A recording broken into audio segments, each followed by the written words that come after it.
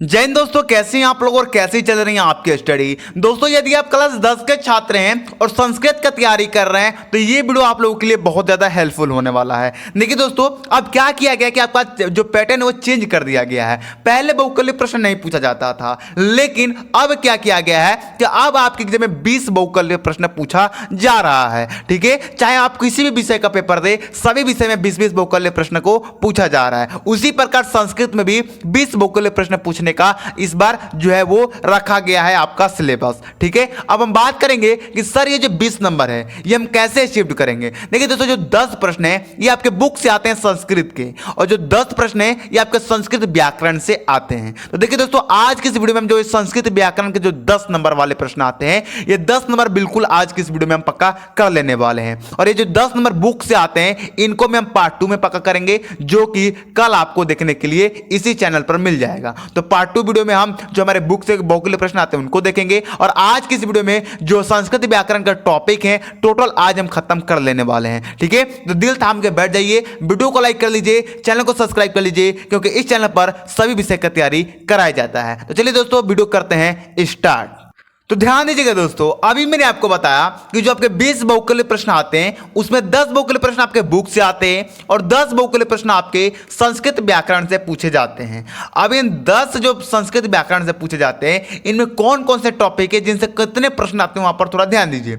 आपसे प्रत्याहार से एक प्रश्न पूछा जाता है, उच्चारण स्थान से एक प्रश्न पूछा जाता है, संधि से एक प्रश्न पूछा जाता है, और आपके यहाँ पर संधि विच्छेद से एक प्रश्न पूछा जाता है। फिर व्यक्त वचन से 2 प्रश्न पूछा जाता है। लट लकार जो होता है बच्चों, जो आपका धातु रूप होता है, उससे 2 प्रश्न पूछे जाते हैं। समास से एक प्रश्न पूछा जाता है, और साथ में ही समास विग्रह से भी एक प्रश्न पूछा जाता है। टोटल यहीं से आपका 10 प्रश्न बनता है। ठीक है, और जो 10 प्रश्न आपके बुक से बनते बच्चों वो मैं अगली वीडियो में क्लियर करा दूंगा, एक ही वीडियो में। ठीक है, इस तरह टोटल आपका 20 जो बहुकल्य प्रश्न है उसका श्रृंखला खत्म हो जाएगा। देखिए बच्चों, सबसे पहले हम प्रत्याहार पढ़ेंगे। प्रत्याहार में हमें क्या क्या तैयार करके जाना है, कौन कौन से क्वेश्चन इंपॉर्टेंट है जिसे हमें 1 नंबर पा सकते हैं। तो चलिए दोस्तों हम देख लेते हैं। सबसे पहले बच्चों हम प्रत्याहार पढ़ेंगे। तो पहले यहां पर आपको ध्यान देना होगा कि आखिर प्रत्याहार से किस प्रकार का प्रश्न आपके पेपर में पूछा जाएगा। जैसे मैंने यहां पर लिख रखा है कि इक प्रत्याहार के वर्ण हैं। ठीक है, ऑप्शन दिया रहेगा आ ई उ री, ई उ री ली ए, या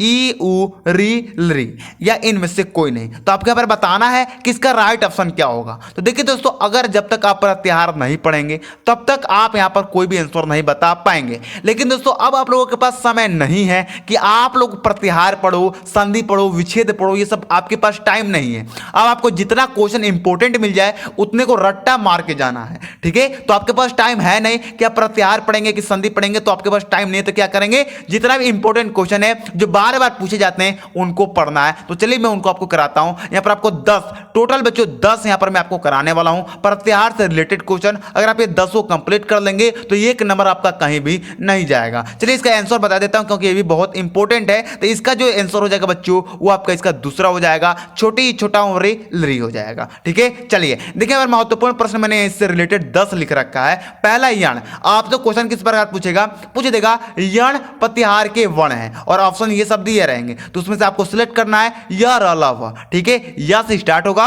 व तक खत्म होगा, याद रखिएगा। फिर दूसरा जो इंपॉर्टेंट है अक्र, अ ई छोटी ई है, छोटा ऊ है, री है, एल री है। ठीक है, चलिए उसी प्रकार यहां पर इक्र है, ई छोटा छोटी ई, बड़ा छोटा ऊ सोड़ी री ली। ठीक है, फिर एच हो जाएगा, अण हो जाएगा, सर हो जाएगा, जस हो जाएगा। इसका आप लोग तैयार कर लीजिए। अब इन तीनों का मैंने आंसर नहीं लिख रखा है, इन तीनों का आंसर जो है अभी आपको अपने डिस्प्ले पे शो हो रहा होगा। ले लीजिए इसका स्क्रीनशॉट, क्योंकि बहुत बड़ा था, इस पेज में आर्ट नहीं रहा था, तो मैंने सोचा क्यों नहीं इसका हम लोग डिस्प्ले पे ही दे दिया जाएगा। तो दोस्तों इन 10 को कंप्लीट कर लीजिए, ये वेरी वेरी इंपॉर्टेंट है। अगर इनको आप कंप्लीट करके जाते हैं तो 100% आपको यहां से एक प्रश्न फंस जाएगा। ठीक है, तो चलिए दोस्तों, जो हमारे अगले टॉपिक है, यानी कि जो हमारा अगला टॉपिक नेक्स्ट टॉपिक उच्चारण स्थान है, उसे हम देखते हैं। यहां से भी आपको एक प्रश्न आएगा, और इसका मैं बहुत धांसू ट्रिक बताने वाला हूं। इसमें आपको कोई चीज याद करने की जरूरत नहीं है, बस मैं जो ट्रिक बताऊंगा उसे आपको तैयार करना होगा। उसके बाद आपको यहां पर 1 नंबर मुफ्त में मिल जाएगा। तो चलिए दोस्तों हम उच्चारण स्थान देख लेते हैं। तो चलिए बच्चों हम उच्चारण स्थान देखते हैं। यहां से आपको प्रश्न किस प्रकार बनेगा पहले वो देखिए। त का उच्चारण स्थान है। यानी उच्चारण स्थान का मतलब क्या है, कोई अगर आपको अक्षर दिया जा रहा है, उस अक्षर को आप पढ़ रहे हैं तो क्या चीज से बोल पा रहे हैं, वो यहां पर उच्चारण स्थान होता है। जैसे कि मैंने बोला त, तो अब त क्या चीज से बोल रहे हो, यहां पर त बोल के देखो त, तो आप यहां पर क्या चीज से बोल रहे हो, दांत से बोल रहे हो, कंठ से बोल रहे हो, ओठ से बोल रहे हो, यहां पर वो आपको स्थान को सिलेक्ट करना होता है, उसे आप उच्चारण स्थान कहते हैं। तो आप ता बोल के देखेंगे ना, तो ये दांत से बोलेगा, तो आपका इसका तीसरा ऑप्शन बिल्कुल ही सही हो जाएगा, ता। ठीक है, दांत आपस में लड़ेगा, जब बोलिए ता, दांत लड़ रहा है इसलिए इसका दंत हो जाएगा। ठीक है, अब इसमें ट्रिक क्या है, मैं यहाँ पर देखिए आपसे 6 रिलेटेड क्वेश्चन पूछेगा, कंठ से, तलु से, मृदा से, दंता से, ओष्ठों से और नासिक से। ठीक है, तो इनका मैं कराने वाला हूं। अगर आपसे देखिए कंठ से कौन कौन से शब्द बोले जाते हैं अभी मैं बताऊंगा, कंफ्यूज नहीं होना है, अभी आपको कंफ्यूज बिल्कुल भी नहीं होना है। आ और क से अंग तक, यानी क ख ग घ अंग, इन सारे अक्षर को हम कंठ से बोलते हैं। ठीक है, क्वेश्चन किस प्रकार पूछेगा, पूछ देगा कि क का उच्चारण स्थान है, तो आप कहेंगे कंठ है। ठीक है, बोल देगा कि घ का उच्चारण स्थान है, तो कंठ है। ठीक है, क्लियर है। चलिए उसी प्रकार तालु से क्या क्या बोला जाता है बच्चों, यहां पर छोटी, बड़ी और च से यहां तक, यानी कि च, छ, ज, झ, य और यहां पर स। ठीक है, क्लियर है। चलिए यहाँ पर यह भी बोला जाता है, सभी बोला जाता है, और साथ में यहाँ पर सिलेक्ट कर लीजिएगा। चलिए तीसरा है मृदा। अब ये भी बहुत इंपॉर्टेंट है, इसे भी आपको क्लियर करके जाना है। 6 है, 6 को क्लियर करके जाना है। जो आपका यहाँ पर री होता है, ठीक है, उसे ट, ठ, ड, ढ, अण, र, स, इन सबको हम मृदा से बोलते हैं। दंता से यानी कि दांत से री, त, थ, द, ध, न, ल, स को हम दंता से बोलते हैं। ओष्ठों से क्या क्या बोलते हैं, छोटा हूं, बड़ा हूं, प से म तक, यानी प, फ, ब, व, ब, म। यहाँ पर लिखा नहीं, अपने यहाँ पर सेलेक्ट कर लीजिएगा। अब नासिक यानी कि नाक से आप क्या क्या बोलते हो, यहाँ पर ध्यान दीजिए, यहाँ पर म, अंग, ण, न, यहाँ पर ये बोलते हो। ठीक है, आप बोल के देखो, अण, न, नाक हिल रहा है कि नहीं, नाक में गनगन हो रही है कि नहीं, न। ठीक है, म, नाक से गनगन हो रही है, अंग हो रही है, इसलिए हम इसे नासिक से बोलते हैं। तो दोस्तों इस प्रकार आपको क्लियर करना है। आपसे पूछ दे न का उच्चारण स्थान है, क्या हो जाएगा, नासिक हो जाएगा। ठीक है, थ का उच्चारण स्थान है, क्या हो जाएगा, दंता हो जाएगा। क्लियर है, आपका यहां से 1 नंबर बिल्कुल पक्का हो गया। चलिए आगे देखिए बच्चों, आगे क्या हमारा टॉपिक वो देखिए।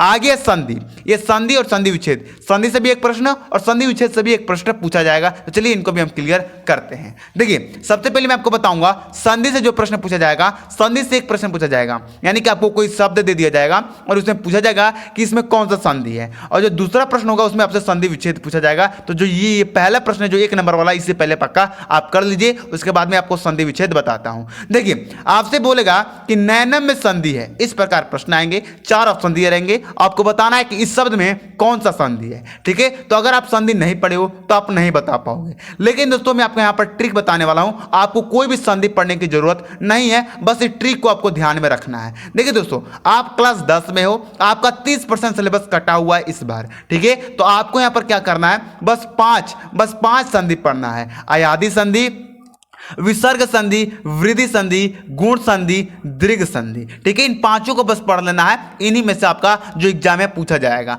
अब अयादि संधि का ट्रिक क्या है, अगर आपको किसी शब्द के बीच में य दिख जाए, व दिख जाए, यनम दिख जाए, वनम दिख जाए, अगर आदि ये सारे शब्द दिख रहे हैं तो आप लोग समझिएगा कि वह आपके अयादि संधि से अयादि संधि है उसमें। जैसे कि यहाँ पर नैनम, तो यहाँ पर देखिए बच्चों बीच में य आ रहा है कि नहीं शब्द, तो ये क्या हो जाएगा, अयादि संधि हो जाएगा। इसको समझने के लिए और आपको 1-2 एग्जांपल समझना होगा, जो कि मैं अभी यहां पर समझाने की कोशिश करता हूं। देखिए जैसे कि नयनम, अब नयनम में यहां पर यह आया कि नहीं, तो ये आपका अयादि संधि हो जाएगा। फिर व आ गया, देखिए यहां पर व आ रहा है कि नहीं, तो यहां पर ये नाविक क्या हो जाएगा, यहां पर अयादि संधि हो जाएगा। यहां पर देखिए पवन, वो आ रहा है कि नहीं बीच में, तो ये भी आपका अयादि संधि हो जाएगा। और यहाँ पर एक बात और ध्यान में रखने वाली है कि अगर आपके शब्द में बीच में य व यनम वनम आ रहा है, लेकिन अगर उसमें कोई बड़ा का मंत्र आ जा रहा है, यानी कि आ का मंत्र आ जा रहा है, बड़े ई का मंत्र आ जाए, बड़ा ऊ का मंत्र आ जाए, तो वो शब्द आपका अयादि संधि नहीं होगा। यहाँ पर देखिए आप कहेंगे सर यहाँ पर तो ये मंत्र दिया हुआ है, लेकिन ये छोटे ही का मंत्र है, इसलिए अयादि संधि होगा। लेकिन कोई बड़ा अगर मंत्र लग रहा है किसी शब्द में, तो वो आपका अयादि संधि नहीं होगा। ठीक है, उसके बाद वो कौन सा संधि होगा सर, तो अभी मैं आगे बताने वाला हूं। देखिए अब दूसरा है विसर्ग संधि। इसमें अगर पहचाने का ट्रिक है, अर्ध व्यंजन, तालाबी स, मुंदानी स, दांती स आदि अगर ये आते हैं तो आप लोग समझिएगा कि विसर्ग संधि है। ठीक है, जैसे कि यहाँ पर देखिए हरि सस्यते, यहाँ पर आपका आधा स आया है यानी कि अर्ध व्यंजन आया है, इसलिए यह क्या हो जाएगा, विसर्ग संधि हो जाएगा।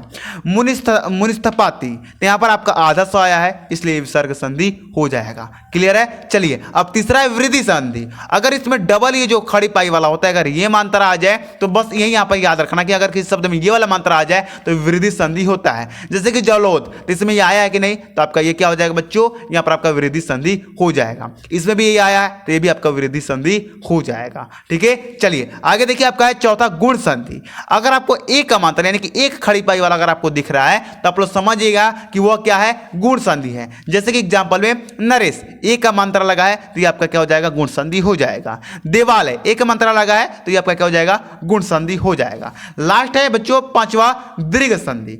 अगर आपको किसी शब्द में, अभी मैंने आपको बताया था ना आयादी संधि पढ़ा रहा था, तो कि अगर आ वाले बड़े वाले मात्रा आ रहे हैं तो आपका आयादी संधि नहीं होगे। अगर बड़े वाले मात्रा आ रहे हैं भले बीच में यह वो यह नम हो तो उससे कोई मतलब नहीं है, लेकिन अगर बड़े वाला यानी कि आ वाला, बड़ी ई वाला, बड़ा ऊ वाला अगर मात्रा उसमें है तो वो दीर्घ संधि होगा। जैसे कि यहां पर फणिस, फणिस, तो यहाँ पर बड़ी की मात्रा है कि नहीं, अगर यहीं से अगर ये वाला मात्रा होता तो ये आपका क्या होता है, दीर्घ संधि नहीं होता, लेकिन यहाँ पर ये वाला मात्रा है तो इसलिए दीर्घ संधि होगा। इसमें भी बड़ी ई का है, ये आपका दोनों ही दीर्घ संधि हैं। क्लियर है बच्चों। चलिए अब आपको कमेंट करके बताना है कि विद्यार्थी कौन सा संधि है। थोड़ा मैंने इतना अधांसु ट्रिक बताया तो आपसे पूछना फर्ज है ना कि कौन सा संधि है। अब दोस्तों जो यहाँ पर संधि का आपका 1 नंबर बिल्कुल पक्का हो गया। अब संधि विच्छेद का आपका 1 नंबर पक्का करना है। संधि से एक प्रश्न आता है जो कि मैंने पक्का करा दिया, संधि विच्छेद से एक प्रश्न आता है। अब इसका नंबर आपको कैसे पक्का करना है ध्यान दीजिएगा। देखिए दोस्तों संधि विच्छेद मैं अभी नहीं कराऊंगा। क्यों नहीं कराऊंगा, क्योंकि संधि विच्छेद एक लंबा टॉपिक है, एक लंबा है,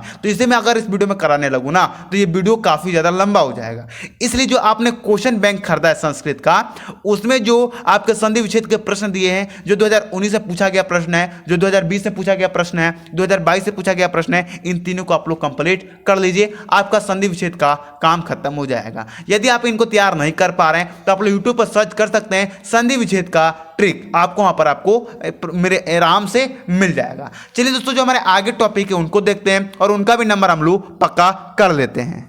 अब ध्यान दीजिए प्रत्याहार का भी 1 नंबर, उच्चारण स्थान का 1, संधि का 1 और संधि विच्छेद का, इन चारों नंबर पक्का हो गया आपका। अब बात करेंगे विभक्त और वचन का, ये आपसे 2 नंबर का आता है। ठीक है, और इसे भी हम क्लियर कर लेते हैं। चलिए देखिए दोस्तों आपको विभक्त और वचन में पढ़ाता हूं। यहाँ पर देखिए क्वेश्चन किस प्रकार बनेगा, पहले वहां पर ध्यान दीजिएगा।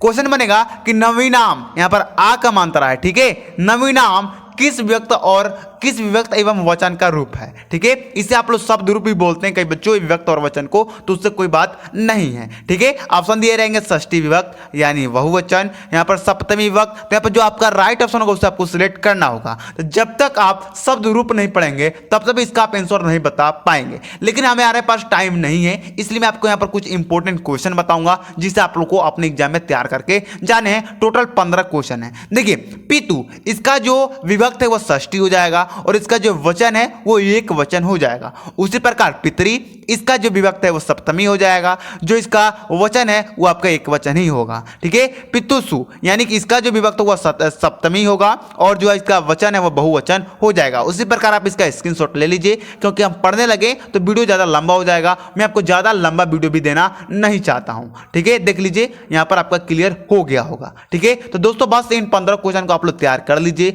आपका जो ये यहाँ से जो 2 नंबर के प्रश्न आते हैं वो आपका यहाँ पर क्लियर हो जाएंगे। अब दोस्तों हमें आगे क्या पढ़ना है वो भी हम लोग देख लेते हैं। आगे हमने यहाँ पर पढ़ना है लकार। अब लकार से भी 2 प्रश्न आते हैं, यानी कि उसमें आपको यहाँ पर दिया जाता है एक शब्द है ना, उसमें पूछा जाता है कि उसमें कौन सा लकार है, तो उससे भी 2 प्रश्न आते हैं, तो उसको भी हम लोग यहाँ पर क्लियर करेंगे। चलिए हम यहाँ पर क्लियर करके दिखाते हैं। देखिए दोस्तों लकार से किस प्रकार का प्रश्न बनेगा ध्यान दीजिएगा। भवतम रूप किस लकार का है? ऑप्शन है लोट लकार, लड लकार, लुट लकार या लट लकार। तो देखिए इसका राइट ऑप्शन जो होगा वो तो होगा ही, लेकिन जब तक आप लकार नहीं पढ़ोगे तब तक आपको ये समझ में नहीं आएगा। ठीक है, तो आप लोग जो क्वेश्चन बैंक कर दे हो उससे से आप लोग भू का, पा का, वर्ष का, आस्था का तैयार कर लीजिएगा, आपका इसका नंबर बिल्कुल पक्का हो जाएगा। इसका राइट ऑप्शन हो जाएगा पहला, ये बहुत इंपॉर्टेंट है, इसे आप लोग तैयार कर लीजिएगा। जब आप लोग भू तैयार कीजिएगा ना तो उसमें ये भवतम आ जाएगा। ठीक है, क्लियर है? चलिए इसे आप लोग तैयार कर लीजिएगा। कई बच्चे लकार छोड़ देते हैं क्योंकि बहुत हार्ड होता है, किसी से जल्दी याद होता नहीं है। मुझसे खुद नहीं ये याद हुआ था, इसलिए मैंने इसे छोड़ दिया था। लेकिन अगर आप जो छोड़ना चाहते हो वो छोड़ सकते हैं, जिनको नहीं छोड़ना है वो इन चारों का तैयार कर लीजिएगा, आपका लकार का काम खत्म हो जाएगा। चलिए अब जो आगे देखिए बच्चों, आगे आप लोगों को पढ़ना है समास और समास विग्रह। ठीक है, ये हमारा लास्ट टॉपिक है। समास से एक प्रश्न आता है, समास विग्रह से एक प्रश्न आता है, एक एक नंबर का। अगर आप समास पहचान लेते हो तो आपको एक नंबर वहां पर मिल जाएगा, और उसके बाद अगर आप समास विग्रह कर देते हो तो आपको फिर से एक नंबर मिल जाएगा। टोटल आपका 2 नंबर वहां पर मिलेगा। तो देखिए आपको समास कैसे पहचानना है, उसका ट्रिक क्या है, यहां पर ध्यान दीजिएगा। आपको बस 3 समास पढ़ने हैं, एक अव्ययीभाव समास, एक दीर्घु समास, एक बहुव्रीहि समास। ठीक है, अब अव्ययीभाव समास को पहचानने का ट्रिक क्या है, अगर किसी शब्द में शुरू में उपसर्ग है, यानी कि उपसर्ग में यानी क्या, अनु प्रति आदि, आपने हिंदी में पढ़ा है ना उपसर्ग क्या है। अगर आपको शब्द में शुरू में उपसर्ग है तो वो अव्ययीभाव समास है। जैसे कि प्रतिदिन में प्रति क्या उपसर्ग है, इसलिए अव्ययीभाव समास हो जाएगा। योथा संख्या में क्या है, ये योथा जो है ये आपका अव्ययीभाव समास है, इसलिए ये अव्ययीभाव समास हो जाएगा। अब दीर्घ समास का ट्रिक क्या है, संख्या, अगर किसी शब्द में आपको संख्या दिख रहा है तो वो दीर्घ समास है। जैसे कि नवरात्र, तो 9 जो है आपका 9 यानी क्या होता है, 9 तो आप जानते ही हो जो कि संख्या है, तो ये आपका दीर्घ समास हो जाएगा। त्रिभुज, त्रि में ये जो त्रि है इसका मतलब होता है 3, संख्या आ रहा है इसलिए दीर्घ समास हो जाएगा। अब तीसरा है बहुव्रीहि समास, यानी कि विशेषता। नरपति यानी कि नरपति यानी कि क्या, नर के पति, इसमें विशेषता आई है तो ये बहुव्रीहि समास है। गजानन, गजानन कौन है, एक हमारे भगवान का नाम है, तो एक विशेषता है, तो ये बहुव्रीहि समास है। नीलकंठ, नीलकंठ यानी क्या, जिसे आप महादेव को बोलते हो नीलकंठ, तो ये क्या है, एक विशेषता है, तो ये इसका क्या हो जाएगा, बहुव्रीहि समास हो जाएगा। तो आपको यहां से एक नंबर यहां पर बच्चों मुफ्त में मिल जाएंगे। अब दोस्तों आपको जो समास विग्रह है उसका भी एक नंबर पक्का करना है। तो चलिए दोस्तों मैं आपको क्वेश्चन बैंक में टिक लगवा देता हूं कि कौन कौन सा आपका समास विग्रह तैयार करके जाना है, जिससे आपको वो भी एक नंबर मुफ्त में मिल जाएगा। अब देखिए दोस्तों, अब दोस्तों यहाँ पर मैं क्वेश्चन बैंक लेके आ चुका हूं, लेकिन ये जो क्वेश्चन बैंक ये पुराना क्वेश्चन बैंक है, तो आपका जो नया क्वेश्चन बैंक है उससे यहाँ पर मिला लीजिएगा। ठीक है, ये आप स्क्रीनशॉट ले लीजिएगा। क्यों बता रहा हूँ, क्या है बच्चों के पास ना क्वेश्चन बैंक नहीं होता है, इसलिए मैं यहाँ पर बता देता हूँ, स्क्रीनशॉट ला देता हूँ, क्योंकि काफ़ी बच्चे गरीब हैं जिनके पास जो क्वेश्चन बैंक है वो लेने के लिए पैसा नहीं है, उनके लिए बता रहा हूँ। अगर दोस्तों सच में आप बहुत ज़्यादा गरीब हैं, आपके पास कोई भी चीज़ की समस्या है, ना ही आप बुक खरीद पाते हैं ना ही आप क्वेश्चन बैंक, तो आप लोग हमारा व्हाट्सअप नंबर पर संपर्क कर सकते हैं। वहाँ पर भी आपको पीडीएफ, बुक का पीडीएफ हुआ, क्वेश्चन बैंक का पीडीएफ हुआ, वो मैं आपको फ्री में पर प्रोवाइड करा देता हूं, क्योंकि मैं सबका हेल्प करना जानता हूं, क्योंकि मैं गरीबी से गुजरा हूं, इसलिए मैं गरीबों को मदद करना चाहता हूं। ठीक है, तो आपको मैं 1 रुपया नहीं लूंगा, सारा चीजें मुफ्त में आपको दे दूंगा। ठीक है, अगर दूसरे चैनल पर आ जाइएगा ना तो वही पीडीएफ आपको देने के लिए पैसा लेते हैं, लेकिन मैं 1 रुपया आपको नहीं लूंगा। ठीक है, चलिए अब देखिए समाज में कौन कौन से तैयार करने बच्चों, जो आपके ज्यादातर पूछे गए प्रश्न है ना वो तैयार कीजिए। जैसे कि उपकृष्णम, ये बहुत इंपॉर्टेंट है, इसे तैयार कर लीजिए। प्रतिदिनम, अपने से तैयारी करना सीखो। ठीक है, उसके बाद ये तैयार कर लीजिए, ये तैयार कर लीजिए, ये तैयार कर लीजिए। अब याद करके नहीं जाना है, बस एक एक बार देख लो, काम खत्म हो जाएगा। ठीक है, चलो इसी प्रकार ये सारा तैयार कर लीजिएगा। जो कम से कम 4 बार पूछे गए ना उन्हीं को तैयार करना है। जैसे कि देखिए ये 4 बार पूछा जा चुका है एग्जाम में, ये देखिए 4 से अधिक बार पूछा जा चुका है, तो इसे तो तैयार करना ही करना है। ये भी 4 बार से ज्यादा पूछा जा चुका है, इसे भी आप तैयार कीजिएगा। इसे ना तैयार करो तो कोई बात नहीं, इसे छोड़ भी देना। ये 4 बार पूछा गया, इसे भी आप लोग तैयार कर लीजिए। उसी प्रकार जो 4-4 बार पूछे गए उनको आप लोग जरूर तैयार कीजिएगा। ठीक है, क्या तैयार करना है, ये बस ये तैयार करना है, आपका समास विग्रह तैयार करना है, क्योंकि समाज का नाम पहचानना तो मैंने अभी आपको ट्रिक बता ही दिया है, तो बस आपको यही तैयार करना है। ठीक है, तो दोस्तों अगर वीडियो पसंद आया हो, अगर इस वीडियो में आपका 10 नंबर पक्का हो गया हो, तो वीडियो को लाइक और कमेंट एक प्यारा सा जरूर कीजिएगा। हम मिलते हैं आपको अगली वीडियो में। जय हिंद, जय भारत।